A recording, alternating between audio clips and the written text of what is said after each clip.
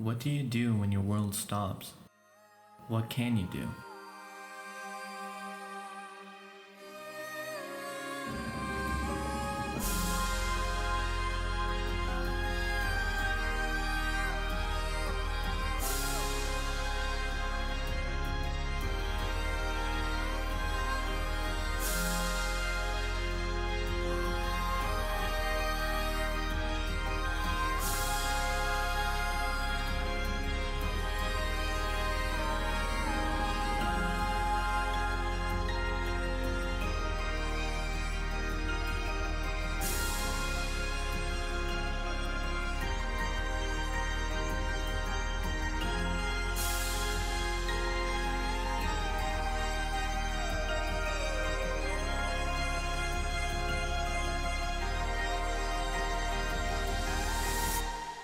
How can you move forward when grief weighs you down?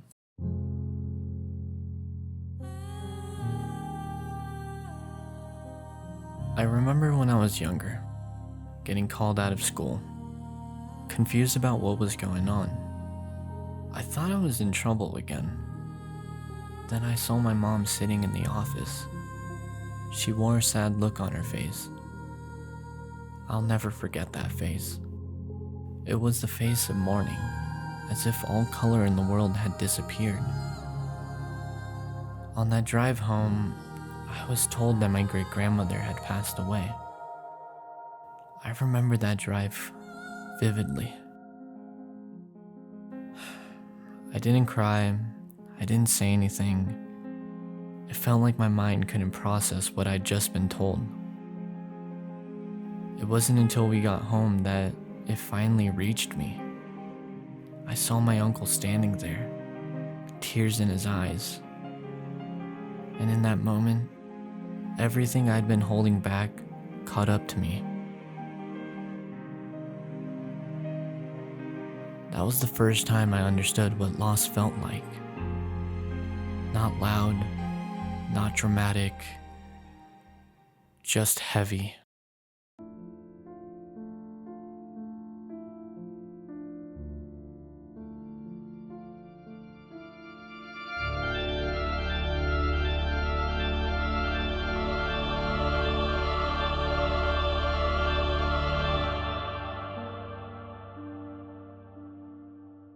For the longest time, my world felt empty. I blamed the world. I was too young to understand that loss is just a natural part of life. That didn't stop me from hating the world for taking something so important from me.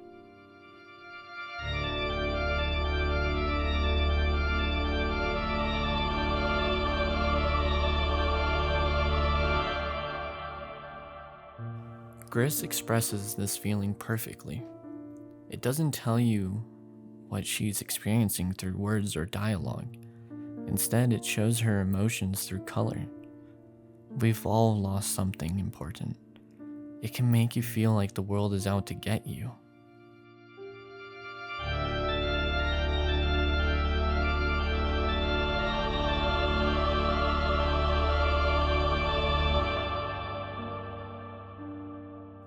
Grief can weigh you down as you try and move forward. I remember thinking I would never feel light again, that this heaviness would always follow me. Every step forward felt like a battle within myself.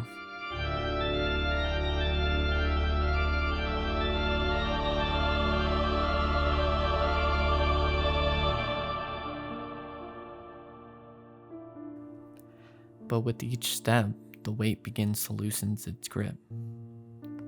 Slowly you start moving on, not by discarding the grief, by accepting it.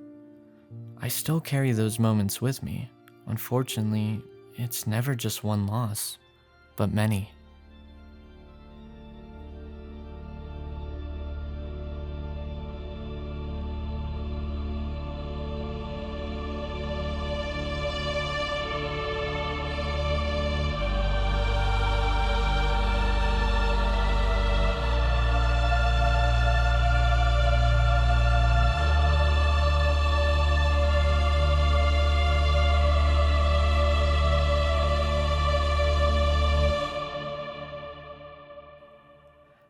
I choose to never forget the moments of pain. Yet alongside that sorrow, I carry joy. The knowledge that I was lucky enough to share time with someone so dear, if it was just for a second, feels infinite to me.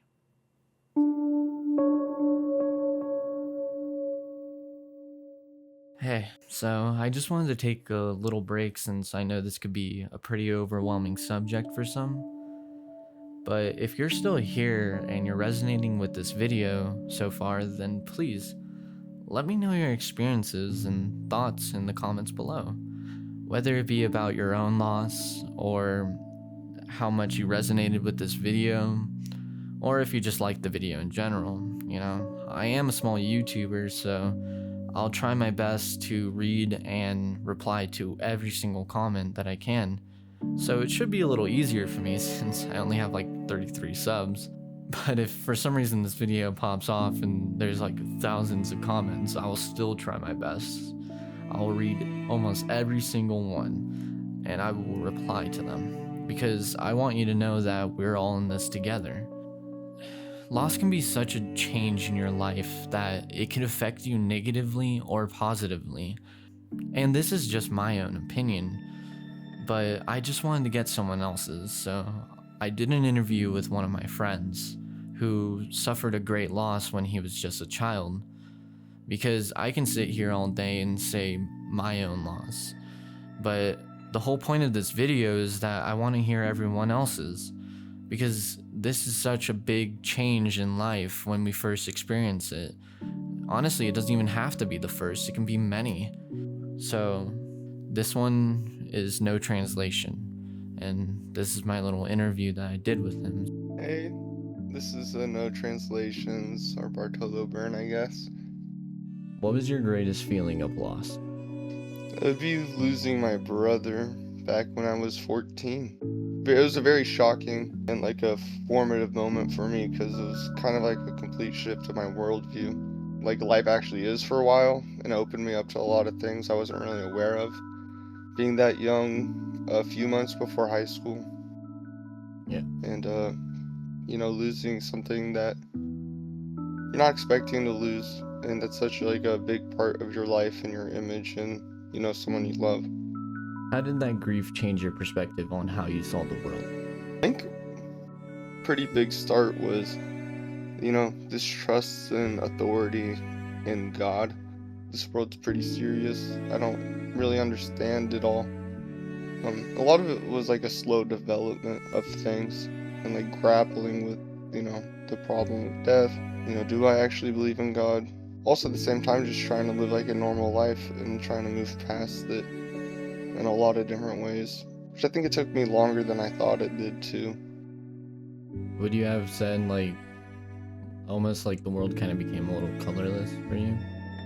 Yeah, definitely for a bit. And it'd be off and on, right? It still is since then. Like I go through kind of like periods and phases of like, I'd say like intense detachment from like what it means to be like romantic in like a human way, right? Like in romanticism of like, oh wow, this like wonderful human life, to feeling like a robot or like not really even like part of the world in a lot of weird ways, where you're just kind of like an empty host of a body. How does that grief impact you today as you move forward in life? I think one of my bigger takeaways, and it's like something I beat myself up a lot because it's over, as like actualizing the present and the fact that like we only really have what we have today, and it's like you never know when that's going to be taken away, so you should be living every day to becoming who you want to be, right? Because you never know when like the gift of life is going to be taken away. I'd say like one of the bigger things for me too was I try not to leave any conversation or like relationship on a purely bad note. If I'm arguing with someone, I don't want to leave them before it's like resolved, at least to some extent.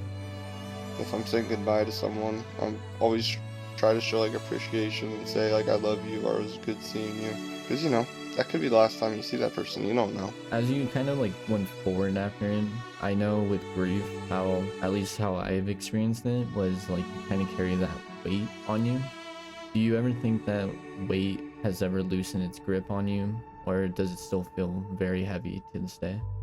That's a good one. Both, being the fence sitter I am, there's a lot of ways that it hasn't loosened its weight on me or its grip. Like, I have an immense responsibility to my family because of it. Like, could you really take away more loved ones? Like, could you take away another son or another sibling to your family after, like, what you've been through with them and seeing how that affected them? Like, it's just not an option. Unless, like, unless you're a little heartless in that area. Some people would say that's also insensitive to people who go through those thoughts, but it's like, I've lived them and pretty intensely. And it's like, it's a bigger deal. And like, I get thinking you're worthless or like even a burden, but at the same time, it's like, it doesn't compare to the burden of not being there.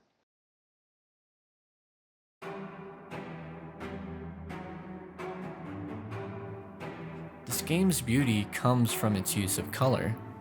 At first, the world is completely colorless, but it slowly starts to return, piece by piece. The world starts to take shape again, quietly expressing emotions she had been repressing. Even then, you can still feel her struggle, the weight she carries, always threatening to pull her back into the darkness. Moving past loss is never easy, but with each step, you begin to find yourself again. Color returns. And slowly, your voice does too. When I experienced this as a child, I couldn't understand why something like death had to happen at all. As I got older, I began to realize that death, while painful, isn't driven by malice or cruelty. It simply is. Growing up in America, death is often treated as a necessary evil, something dark, something that takes from us, but other cultures view it differently. For example, in Hispanic culture, death is remembered and celebrated through Dia de los Muertos, a time to honor life, family, and those who came before us. Many Native American traditions see death not as the end, but as a transition, a journey into the spirit world, guided through ceremony and remembrance. In Japanese culture, death is also seen as a passage, marked by a 49-day journey, with ceremonies held to guide the spirit through each stage towards peace. Seeing death through these perspectives helped me understand something. Death may feel unfair, it may feel cold, but it's also a natural part of life. And maybe that's what gives our time so much meaning. Knowing that this isn't infinite, knowing that every moment we share matters because it won't last forever.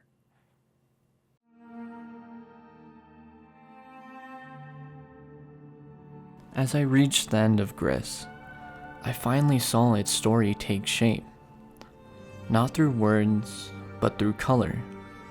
Returning slowly, naturally, not brighter than before, just whole again. It reminded me of my own past, of the way I struggled to confront death when I first experienced it. Everything that follows after losing someone dear, the confusion, the resistance, the weight, I began to realize that death itself isn't the villain of this story. It's the part of ourselves that refuses to let go. And who could blame us? Change can feel cruel when it arrives without warning. Gris doesn't ask you to forget the ones you've lost. It doesn't ask you to abandon your grief. Instead, it asks you to remember, to carry those memories forward, not on your back, but beside you. To continue walking knowing that love doesn't disappear just because someone does. This game reminds me how beautiful the world can still be, even in the face of tragedy. It reminds me that our time here is limited, and because of that, meaningful. Death is a natural part of the cycle we call life. Kind of reminds me of the saying, memento mori. Remember that you will die. And let that reminder teach you how to live. Gris was a beautiful experience to play through. It expressed itself so perfectly through music and color, and it reminded me of my own struggles with loss. Even when losing something so important, the love I had for it was never in vain. In a world without words, every step forward slowly begins to take shape, with color and with sound. No matter how much it hurts, we continue to look back at those moments with love.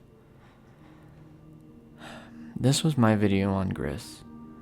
Maybe one day I'll make a love letter for it. For now, I just wanted to share my thoughts with you.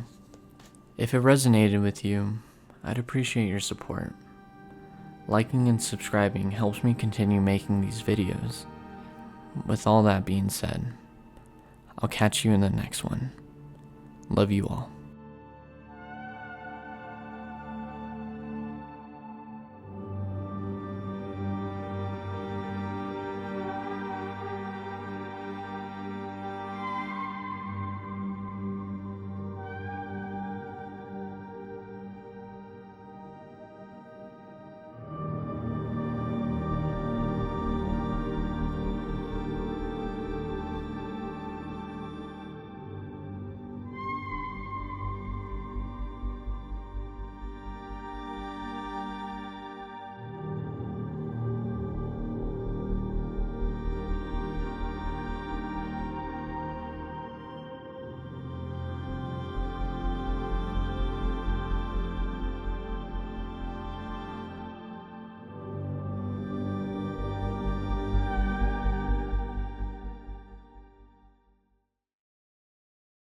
You might remember gumshoe.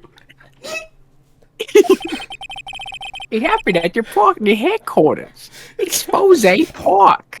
It sounds like fucking Adam Sandler. Yeah.